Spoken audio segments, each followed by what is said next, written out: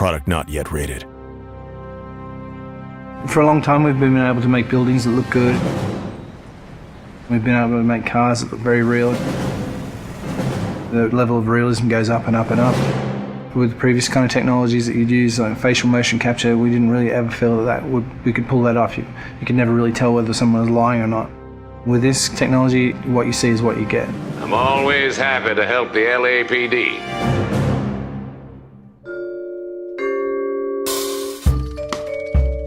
We started research on it about 5 years ago. Back then, only research groups were already doing it, this kind of 3D mesh generation from optical cameras. We thought that there might be some application for what we were doing, and this story is a detective story, so the believability of the actors' performances is key to gameplay.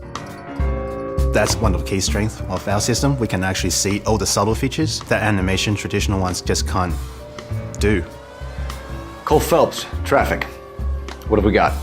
It's really acting a scene in two parts. The motion capture and then the motion scanning. The motion capture captures all the body movements and where people look, so it gives you all of the eye lines. Regulator valve. Good find. Then we'd move over to this studio where an actor would typically go into makeup in the morning and then they'd have their hair done in a 1940s hairstyle. Then they'd come into a room and sit in the seat behind me, and what the rig does is just capture a volume around them.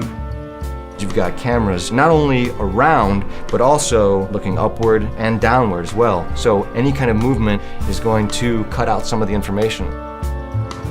And they deliver their lines, and as they talk, they get processed and turned into 3D.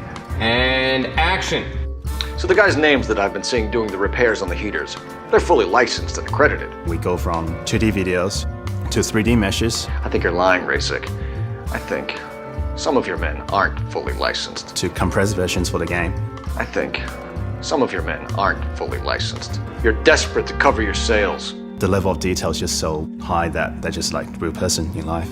You're gonna lose your wife and probably end up in the big house. I hope she was worth it.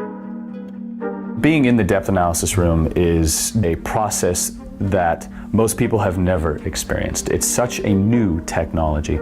It's a constant close-up is what it is, but it's a close-up from 360 degrees.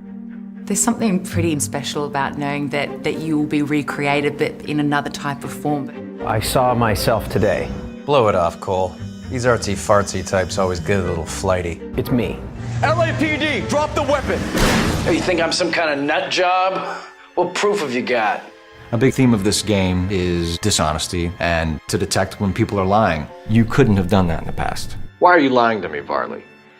The better you are at reading people, the more things it'll reveal, and the story goes different ways if you do that. The only way you're going to get rid of me is to give me an answer. You're out of your depth here, detective, and you're asking the wrong questions of the wrong people. Having this realism really helps. You're literally talking to that person and then seeing how they behave by asking questions. Why did you kill Mrs. Terrellson? I have no recollection of the people I have killed. So what if I took a look around that car? You can't be accusing me of nothing. You've got the wrong guy.